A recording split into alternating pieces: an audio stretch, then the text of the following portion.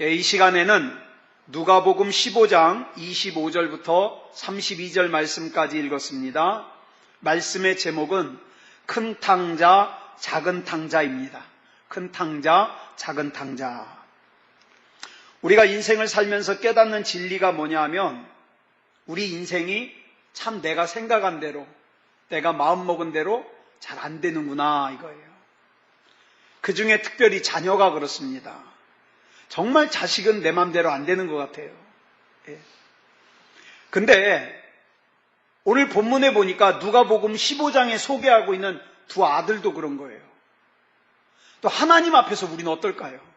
하나님 앞에서 우리는. 자, 여기 보니까 겉으로 드러난 탕자인 둘째 아들도 우리에게 참 많은 생각을 하게 합니다. 그래서 우리가 지난 시간에는 이 둘째 아들을 우리가 살펴봤죠. 그런데 오늘 우리가 살펴볼 이 큰 아들도요, 우리로 하여금 많은 생각을 하게 합니다. 큰 아들은요, 아버지를 한 번도 떠난 적이 없어요. 우리로 말하면 예배 참 잘 드렸어요. 신앙생활 떠난 적이 없어요. 아버지에게 뭘 요구하거나 아버지에게 반항하거나 아버지의 재산을 탕진한 적은 더더욱 없어요. 그리고 자기 자신이 생각하기에도 자기는 참 아버지에게 충성된 아들이에요. 이 큰 아들은요, 동생 탕자가 돌아올 때에도 밭에서 일하고 있었어요. 아마도 사람들은요, 내 자식이 이 둘째 아들 같은 자식이 되지 않고 이 큰 아들 같은 자식이 됐으면 좋을 거예요. 그죠? 목사도요, 둘째 아들 같은 교인보다는 첫째 아들 같은 교인이 훨씬 속 편하죠. 예? 힘들지 않죠. 그런데요, 오늘 말씀의 제목을 보면 이 큰 아들을요, 탕자래요. 그죠? 어떤 탕자일까요? 탕자 같지 아닌 탕자. 예? 탕자가 아닌 것 같은 탕자예요. 집을 떠나고 아버지를 떠나고 아버지의 재산을 탕진한 아들만 탕자가 아니라 집을 떠난 적 없고 아버지를 떠난 적도 없고 아버지의 재산을 탕진한 적도 없는 큰아들을 탕자라고 말하고 있으니 많은 설교자들이요, 이 큰아들을 뭐라고 부르냐? 집 안의 탕자라고 부릅니다. 집 안의 탕자. 그런데요, 제가 이번에 이 누가복음 15장을 말씀을 준비하면서 읽다가 충격을 받은 내용이 있어요. 뭐냐 하면 아버지가 잔치를 열었어요. 그렇죠? 둘째 아들 때문에 잔치를 열었어요. 그런데 첫째 아들은 초대를 못 받았다는 사실이에요. 여러분, 이건 당연한 게 아니에요. 자, 앞에서 우리가 살펴봤던 대로 떠났던 둘째 아들이 돌아왔습니다. 둘째 아들이 돌아오면서 뭐라 그래요?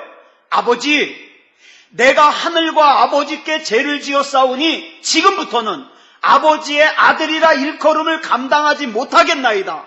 나를 품꾼의 하나로 보소서. 그렇게 고백하면서 돌아왔어요. 아버지는 자기의 모든 것을 내려놓고 돌아오는 둘째 아들을 감격 가운데 맞았습니다. 그리고 온 마을 사람들을 다 불러다가 잔치를 했습니다. 이때 아버지의 마음이 어떤지 본문 24절에 이렇게 기록하고 있어요. 같이 읽어볼까요? 시작. 이 내 아들은 죽었다가 다시 살아났으며 내가 잃었다가 다시 얻었노라 하니 그들이 즐거워하더라. 여기 그들이 누구예요? 마을 사람들이. 자, 둘째 아들이 돌아온 것을 마을 사람들도 기뻐해요. 아버지는요, 폭삭 망해서 돌아온 둘째 아들을 부끄러워하지 않았어요. 아니, 오히려 자랑스러워했어요. 그리고 잔치를 여니까 마을 사람들이, 식구도 아닌데 마을 사람들이 즐거워했어요.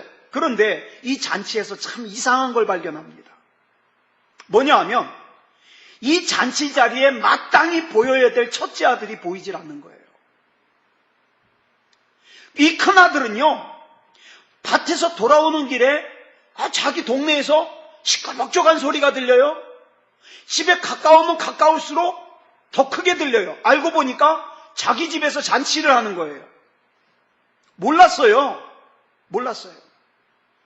일명 이 큰아들은 어떤 아들이에요? 초대받지 못한 아들이에요. 초대받지 못한 아들. 여러분이 만약에 아버지라면 잔치를 열 건데 큰아들 그냥 내버려 두고, 큰아들 밭에서 일하도록 내버려 두고 잔치하겠어요?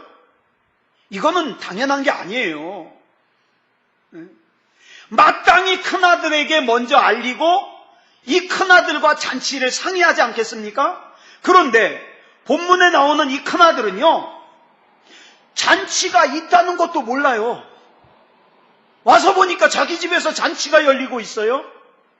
그러면 이 큰아들이 잔치에 초대받지 못한 것은 아버지가 깜빡 실수해서 빼놓은 거예요? 아니에요. 이 비유가 굉장히 중요한 내용을 품고 있듯이 이 큰아들이 잔치에 초대받지 못한 것 역시 중요한 메시지를 품고 있어요. 그리고 이게 더 중요한 게 뭐냐면 나일 수 있기 때문이에요. 자, 볼까요? 이 큰아들이 잔치에 초대받지 못한 이 메시지가 뭘까요? 큰아들이 누구예요? 내가 여러 해 동안 아버지를 섬겨 아버지의 명하시는 것을 거역한 일이 없다고 자부하는 아들이에요. 아까 말씀드렸죠. 우리로 말하면 나는 예배를 빼먹은 적이 없어요. 나는 신앙생활 잘했어요. 자부하는 거예요. 나는 정말 훌륭한 그리스도인이에요. 자부하는 거예요. 자, 게다가 동생이 돌아오는 그 시간에도 큰아들은 밭에서 일하고 있을 정도로 성실한 아들이에요. 그렇죠?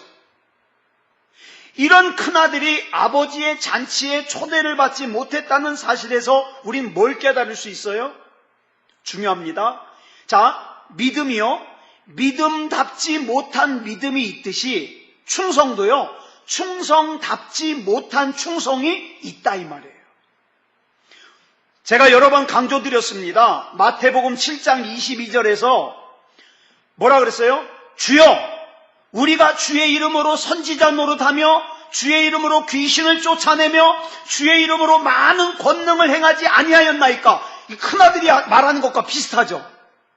내가 여러 해 동안 아버지를 섬기면서 아버지 말씀을 거역한 적이 있습니까? 제가? 비슷하죠. 따졌어요. 그런데 마태복음 7장 22절에서 이 사람들은요, 주님으로부터 불법을 행하는 자라는 선언을 들었어요. 큰아들은요. 자, 큰아들이 말하는 거 한번 볼까요? 본문 29절부터 30절까지 시작. 내가 여러 해 아버지를 섬겨 명을 어김이 없거늘 내게는 염소 새끼라도 주어 나와 내 벗으로 즐기게 하신 일이 없더니 아버지의 살림을 장녀들과 함께 삼켜버린 이 아들이 돌아오매 이를 위하여 살진 송아지를 잡으셨나이다. 이렇게 얘기합니다. 자, 여기서 말하는 주의 이름으로 선지자 노릇하고 주의 이름으로 귀신을 쫓아내고 주의 이름으로 많은 권능을 행한 것, 이건 거짓말 아니에요. 실제로 그렇게 한 거예요. 큰아들이 여러 해 동안 아버지 명령을 거역하지 않고 아버지께 충성을 다한 거 사실이에요. 그런데 왜 주의 이름으로 선지자 노릇하고 주의 이름으로 귀신 쫓아내고 주의 이름으로 많은 권능을 행했는데 불법을 행하는 자가 됐을까요? 왜 여러 해 동안 아버지의 명령을 거역한 적도 없고 그 다음에 아버지의 재산을 탕진한 적도 없는데 왜 아버지의 잔치에 초대받지 못한 아들이 됐을까요? 이거는요, 자기가 생각하기에 믿음이지 주님이 보실 때는 믿음다운 믿음이 아니더라는 거예요. 여러분, 오늘날 그리스도인이라고 하는 사람들 중에요, 많이 이 함정에 빠져 있습니다. 자기가 생각하기에는 충성인데 하나님이 보실 땐 충성이 아니에요. 그래서 바울이요, 빌립보서 2장 12절에서 뭐라고 권했는지 아세요? 두렵고 떨림으로 너희 구원을 이루라. 왜요? 마귀에게 속을 수 있으니까. 구원을 얻을 수 없는 믿음인데 마귀는 속입니다. 그렇게 열심히만 하면 구원받아. 속여요. 예수님과 상관이 없는데 구원받는다고 속여요. 그러면 아버지는 왜 큰아들을 잔치에 초대하지 않았을까요? 이 잔치에 이 큰아들이 어떤 반응을 보일 거라는 걸 아버지는 이미 알고 있어요. 큰아들이 겉으로는 충성을 하지만 이 큰아들의 성품, 큰아들의 욕심, 큰아들의 상처를 아버지는 이미 알고 있어요. 하나님의 일을 하는 사람들이, 또 중요한 직분을 맡은 사람들이 항상 명심해야 될 것이 있는데, 그거 뭐냐면 하나님의 일을 하나님의 일같이 해야 된다는 거예요. 하나님의 일같이.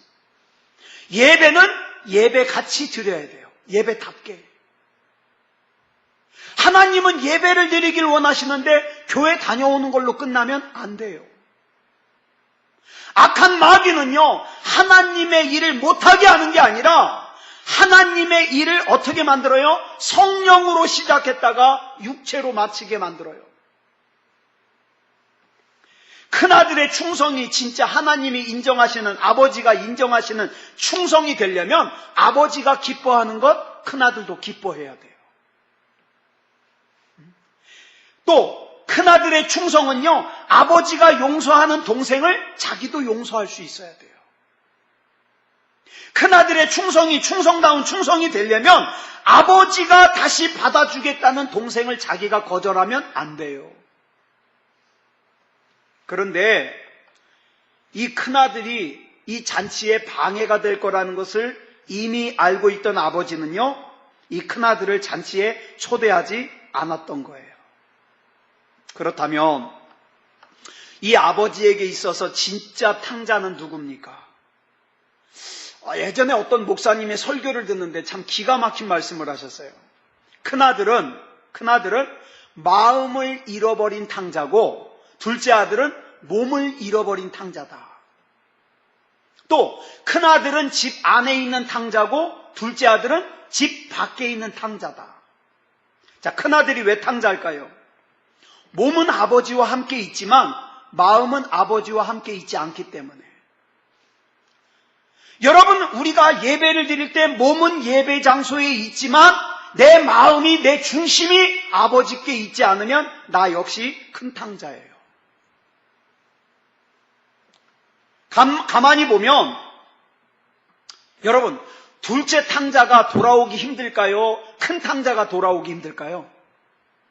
어떤 탕자가 돌아오기 힘들까요? 큰 아들이 더 힘들어요. 왜 그런지 아세요? 작은 아들은요, 적어도 자기가 지금 아버지를 떠났다는 것을 알아요. 그죠? 알아요. 그러니까 문제가 생기니까 어떻게 해요? 내가 아버지를 떠나서 그래. 알잖아요. 돌아갈 수 있어요. 근데 문제는 큰 아들은요, 자기가 탕자라는 걸 몰라요. 난 다 잘했어요. 난 아버지를 떠난 적도 없고, 아버지 명령을 거역한 적도 없고, 아버지 재산을 탕진한 적도 없고, 난 탕자가 아니라는 거예요. 여러분, 우리가 하나님 앞에 설 때 똑바로 인식해야 될 게 뭔지 아세요? 내게 듣기 좋은 것만 골라 듣는 게 이게 신앙이 아니에요. 내가 누구인지, 나는 누구인가, 또는 나는 누구이어야 하는가, 나는 무엇으로 사는 사람인가, 이걸 분명하게 알아야 올바른 그리스도인이 될 수 있다 이 말이에요. 여러분, 은혜가 뭡니까? 내가 누구인지를 알고 나니까 나라고 하는 사람은 하나님의 사랑을, 하나님의 구원을 받을 자격이 없다는 걸 알아요. 그럼에도 불구하고 나를 구원해 주셔서 하나님 나라의 백성으로 삼아 주시니까 은혜 아니에요. 갚을 수 없는 은혜. 대가 없이 주시는 은혜. 여러분, 사도 바울은요, 자기가 빚진 자래요. 왜 빚진 자라 그랬을까요? 자기는 구원을 받을 자격이 없는데 받은 거예요.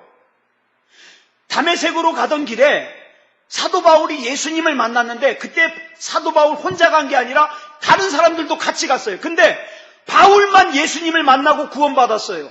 바울이 착해서요? 아니요, 착하긴요. 지금 예수 믿는 사람들 핍박하러 가는데 그냥 일방적으로 주님이 만나주셨어요. 그래서 바울은 자기가 빚진 자라는 거예요. 그래서 어떻게 해요? 내가 이 빚을 갚으려면 헬라인이나 야만인이나 나는 빚진 자이기 때문에 나는 복음을 전하면서 이 빚을 갚아야 된다는 거예요. 왜? 바울은 알았어요. 은혜가 뭔지를 알았어요. 근데 교회 열심히 다니면서도 은혜가 뭔지는 모르는 사람은요, 뭐라고 합니까? 왜 이렇게 나 힘들게 해요, 하나님? 네? 하나님 왜 이렇게 내가 하는 것마다 잘 안 되게 만들어요? 그런다 이 말이에요. 하나님의 은혜를 몰라요. 내가 지금 당연히 받아야 되는데 못 받는다고 생각해요. 여러분, 이 큰아들은요, 자기가 자격이 충분히 있다고 생각하는데 안 주니까 은혜를 모르는 거예요. 여러분, 어떤 사람이 병을 고칠 수 있어요?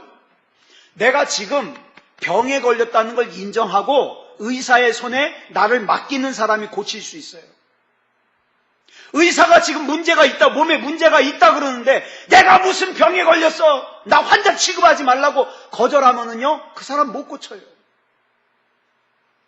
여러분, 알코올 중독자라든가 도박 중독자, 이 중독자들을 고치기가 왜 힘든지 아세요?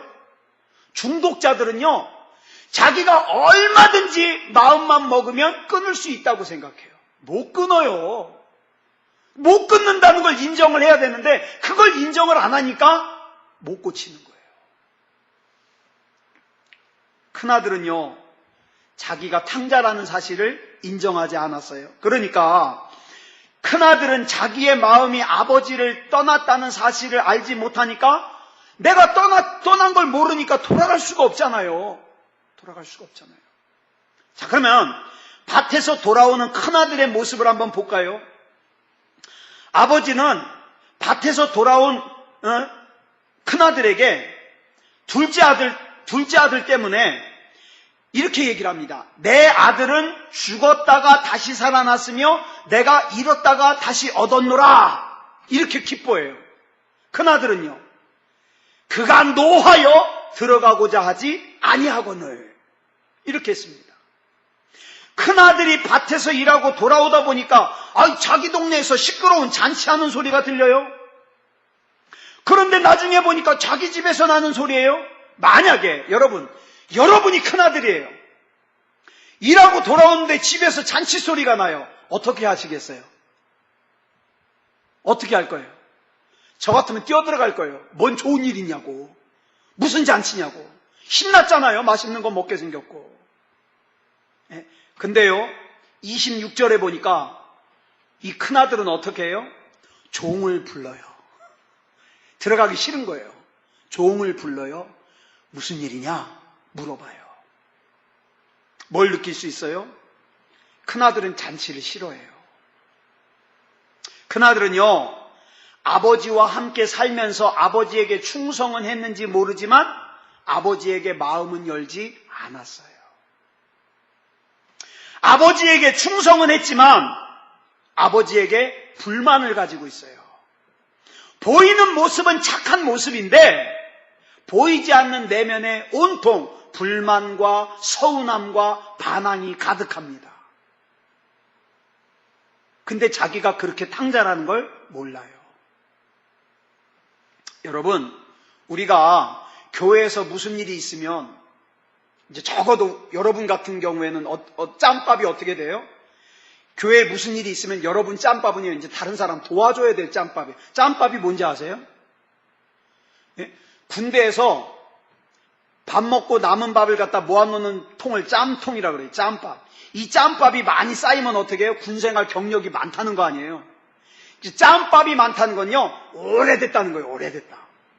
그러니까 여러분 짬밥은요, 교회에 무슨 일이 있으면 여러분은 앞장서서 어려운 사람 도와줘야 될 짬밥이에요. 그런데 짬밥은 오래됐는데 허구한 날 나 챙겨주나 안 챙겨주나 보자. 이건 뭐예요? 쓴뿌리가 있는 거예요. 믿음이 자라질 못해요. 예를 들어서 누가 이제 병원에 입원을 해요. 병원에 입원하면 빨리 목회자한테 알려줘야 되잖아요. 안 알려줘요. 내가 알려주지 않았는데도 알아서 찾아오나 보자. 이게 쓴뿌리. 있으면 안 되죠. 자기 집에서 하는 잔치니까 아버지에게 가가지고 무슨 잔치냐고, 뭔 좋은 일이냐고 묻는 게 정상인데 종을 불러서 물어봐요. 여러분, 하나님의 영은요, 거룩한 영이에요, 밝은 영이에요, 깨끗한 영이에요. 악한 마귀가 주는 영은요, 의문스러운 영이에요. 복선을 깔아요. 두 가지 생각, 세 가지 생각을 계산해요. 마음속에 이중 삼중으로 복선을 깔고 이리 재고 저리 재고 이리 테스트하고 저리 테스트하고 이리 함정파고 저리 함정파고, 이거는 마귀가 주는 영이에요. 마귀가 큰아들의 마음을 빼앗은 겁니다. 물론 큰아들이 아버지에게 충성하는 거 보면 아버지를 향한 마음이 없는 건 아니에요. 그죠? 마음이 없는 거 아니에요. 근데 그 마음을 쓴 뿌리가 확 덮었어요. 그래서 큰아들의 충성이 충성답지 못한 충성이 되게 만드는 거예요. 여러분, 자식이 언제부터 철들까요? 철 안 들 때는요, 어떻게 해요? 막 비싼 옷 사내라고, 비싼 신발 사내라고 막 투덜거리죠? 언제 자식이 철드냐면 부모님이 불쌍해 보일 때 철드는 거예요. 야, 내가 이렇게 살면 안 되겠구나. 그죠? 성도는 언제 철들어요? 목사가 불쌍하게 보일 때 철드는 거예요. 그죠? 목사가 보일 때. 조금 전에도 페이스북에 저희 후배 목사님하고 얘기를 하는데, 후배 목사님이 예전에 허리 수술을 했는데 이게 또 도지는 모양이에요. 시골에서 목회를 하는데. 그래가지고 걱정스러운 거예요. 또 수술을 해야 될까봐. 응? 기도해달라고 글이 왔어요. 불쌍한 거예요. 불쌍한 거예요. 여러분, 탕자에 대한 호칭도 그래요. 아버지는 큰아들에게 둘째 아들을 뭐라고 소개를 하냐? 네 동생, 그러면서 큰아들과의 관계를 말씀하십니다. 그런데 큰아들은요, 자기 동생을 뭐라고 얘기해요? 아버지의 살림을 창녀들과 함께 삼켜버린 이 아들, 아버지하고는 관계 있지만 나하고는 상관이 없다는 거예요. 어쩌면 큰아들은 생각하기를 자기 동생은 자기와 다른 사람이라고 생각했을 거예요. 나는 선한 사람, 내 동생은 악한 사람. 그죠? 그래서 거지가 돼서 돌아온 동생을 보고 뭐라고 생각했을까요? 싸다, 쌤통이다, 이렇게 생각했을지도 몰라요. 그래서 자기가 아버지의 은혜를 받는 것은 당연하고, 왜? 자기는 말을 거역한 적이 없으니까, 자기는 아버지를 떠난 적이 없으니까 자기가 은혜를 받는 것은 당연한 거고, 자기 동생이 아버지의 은혜를 받는 것은 잘못된 처사라는 거예요. 여러분, 사람이요, 은혜가 식으면 특징이 있는데, 자기가 받았는지 못 받았는지 그거 가지고도 시험에 들지만 또 뭐 가지고도 시험에 들어요? 다른 사람과 비교를 해가지고 다른 사람이 나보다 더 많이 받으면 시험 들어요. 쟤는 한 것도 없는데 왜 나보다 복을 더 많이 받아? 시험 들어요. 여러분, 성경이 우리에게 하는 절대적인 요구는 순종입니다. 하나님께서는 부정적인 신앙을 가진 10지파의 대표 10명, 정탐꾼 10명 사이에 여호수아와 갈렙을 끼워서 가나안에 정탐을 보냈어요. 하나님은 10명의 정탐꾼이 부정적인 보고를 할 걸 알았어요. 그런데 하나님의 관심은 어디 있어요? 여호수아와 갈렙에게 있어요. 이들이 끝까지 순종할까? 이들이 끝까지 믿음일까? 여러분, 가나의 혼인잔치에서 물로 포도주를 예수님께 만드실 때 예수님께서 하인들에게 물을 길어다가 항아리에 부래요. 길어다가 부었어요. 그때 그 물을 떠다가 손님들에게 갖다 주래요. 예수님은 뭘 보실까요? 이 하인들의 순종을 보시는 거예요. 끝까지 순종할까? 순종하면 이 물이 포도주가 되는 이 기적을 이 하인들이 알게 될 텐데, 우리는 많이 착각을 하는 게 뭔지 아세요? 내가 더 대단해지면, 내가 더 힘이 세지면, 내가 돈을 더 많이 벌면 하나님이 나를 더 크게 사용하실 걸로 착각을 해요. 아니요. 하나님은요, 지금 큰 순종하는 사람을 쓰십니다. 지금 큰 순종하는 사람. 그러면 이 큰아들이 충성은 하지만 순종을 하지 않은 이유가 뭘까요? 이 큰아들 속에는요, 내가 아버지가 원하는 아들이 되기보다는 내가 원하는 내가 되고 싶은 마음이 커요. 네. 가만히 보면 이 아버지가 큰아들을 잔치에 부르지 않은 이유도 아버지는요, 이 큰아들이 불편했어요. 왜? 오면 투덜거릴 걸 아니까. 이 잔치 왜 하느냐고 그럴 줄 아니까. 근데 큰아들은요, 자기가 충성스러운 아들이라고 착각을 해요. 자, 하나님의 일답게 하는 사람의 특징은요, 겸손하고 순종합니다. 이거 두 가지 특징이에요. 겸손하고 순종합니다. 지난 시간에 말씀드렸어요. 우리 안에는 정도의 차이가 있지만 다 탕자의 가능성이 있다고. 그런데 신앙생활하다 보면요, 아버지를 떠나 세상으로 가고 싶다고 하는 작은 탕자의 가능성은 점점 없어져요. 신앙생활하면서. 그런데 끝까지 잠복해 있는 가능성 있죠. 큰 탕자의 가능성. 이건 신앙생활을 오래 해도 여기 내재되어 있어요. 아주 강하게 잠재되어 있어요. 그래서 어떡합니까? 나는 당연히 복받아 마땅한 사람인데 왜 복을 안 주냐는 거예요.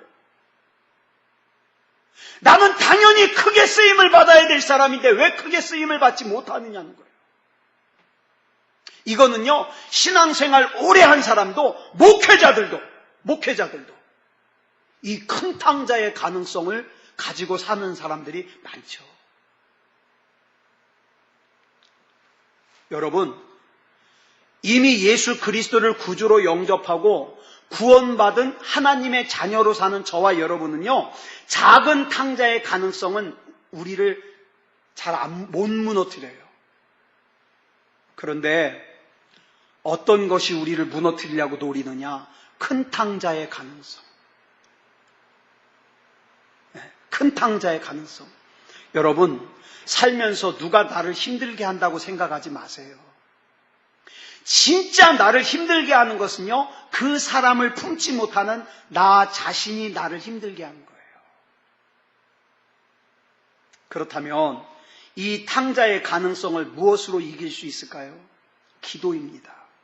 기도 왜 합니까? 순종하려고 기도합니다. 기도 왜 해요? 내려놓으려고 기도합니다. 나를 내려놓고 주님의 뜻대로 나를 쓰시옵소서. 그러려고 기도하는 거예요. 근데 간혹 기도 자체가 목적이 된 사람들이 있어요. 막 허구한 날 기도원에 가가지고 막 이러고 있고 자기 생업은 다 내팽개치고 막 기도만 하고 말이죠. 이런 사람은 또 문제가 있어요. 뭐냐 하면 기도 자체가 목적이 돼가지고 기도 때문에 교만해지는, 저 여러 봤어요.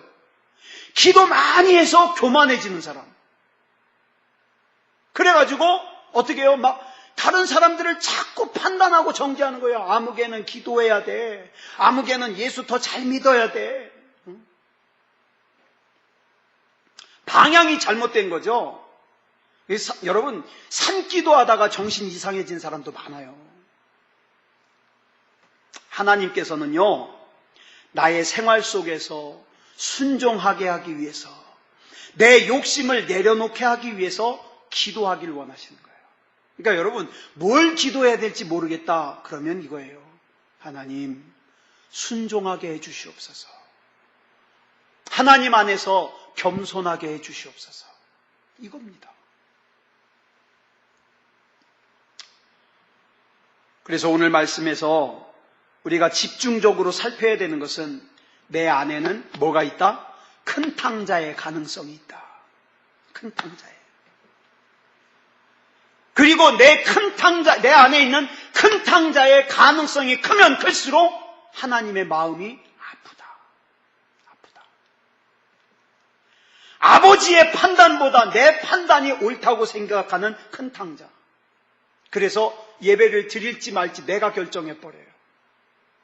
기도를 할지 말지 내가 결정해버려요. 큰 탕자예요. 아버지를 떠난 적은 없지만 내 생각에 예배를 떠난 적은 없지만 여전히 내 판단의 기준은 하나님께 있는 것이 아니라 내가 생각하기에. 저는 이 말씀을 보다가 저 큰 탕자의 모습에서 제 모습을 보는 거예요. 왜? 제 기준으로 볼 때 제가요 바르게 살려고 막 애를 쓰긴 쓰겠죠.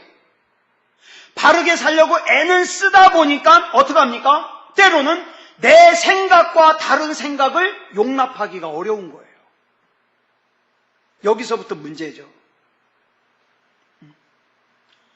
어딘지 모르게 이런 생각도 있어요. 나를 무시하나 무시하지 않나 보자. 그렇죠?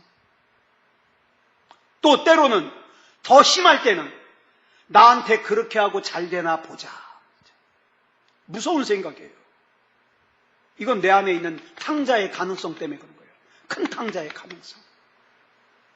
네. 자, 반주 준비해 주시고요. 그래서요, 우리는 주님 앞에 서야 돼요. 주님 앞에. 물론 오늘 밤에 기도해서 질병도 고치고 문제도 해결하고 어려움도 해결하고 중요합니다. 중요해요. 그런데 하나님께서 저와 여러분에게 먼저 원하시는 것은 온전한 아버지의 아들이 되기를 원하셔요. 온전한 하나님의 사람이 되기를 원하셔요. 내가 내 안에 있고 네가 내 안에 있으면 무엇이든지 원하는 대로 구하라. 그러면 내가 행하리라. 우리는 행하리라에만 관심이 있지 뭐는 없어요? 네가 내 안에 있고 내가 네 안에 있고 이걸 몰라요. 하나님, 온전한 하나님의 아들이 되게 해주십시오. 하나님의 자녀가 되게 해주십시오. 그래서 큰 탕자의 가능성, 작은 탕자의 가능성을 예수 그리스도 이름으로 물리치게 하시고 하나님을 기쁘시게 하는 자녀가 되게 해주시옵소서. 누가 이렇게 기도하시겠습니까? 우리 시간에 이 찬양하고 우리 같이 합심으로 기도하겠습니다.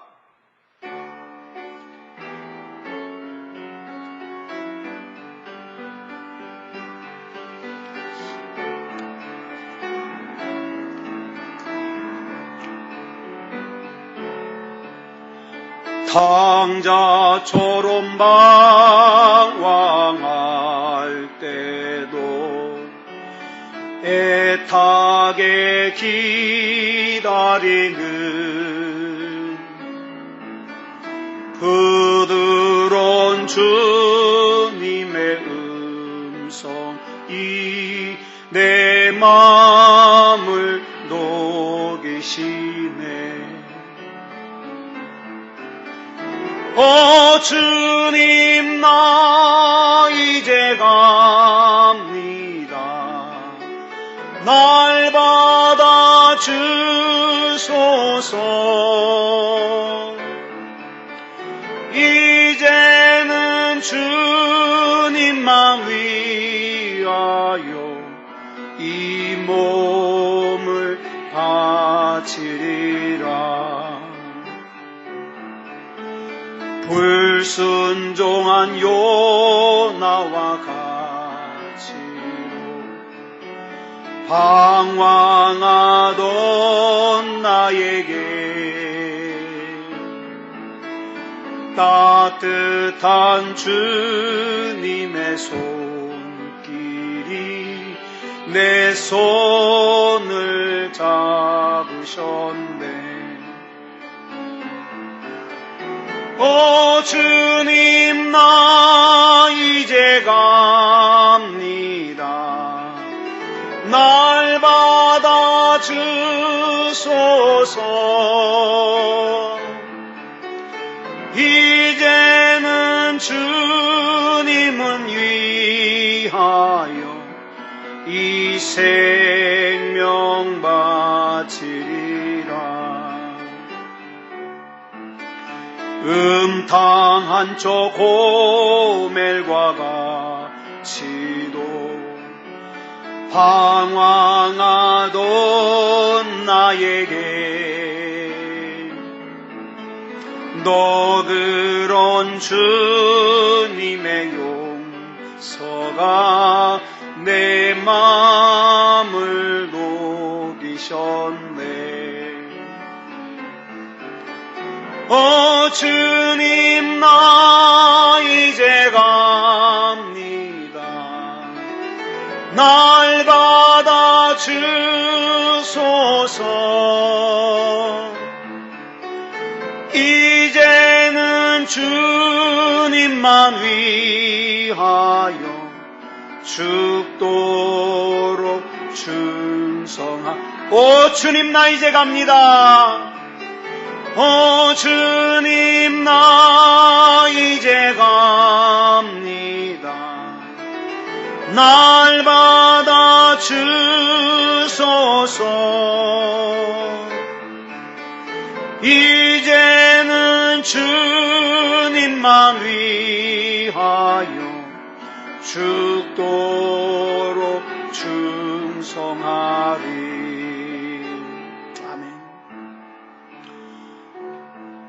아직도 하나님께서 내 문제 해결해 주시기만을 원하십니까? 나는 지금 하나님께 어떤 자녀인데요? 하나님, 하나님의 마음을 기쁘시게 하는 자녀이고 싶습니다. 하나님의 마음이 있는 곳에 내 마음도 있게 하시고, 하나님의 눈길 향하시는 곳에 내 눈도 거기 있길 원합니다. 하나님, 붙잡아 주시옵소서.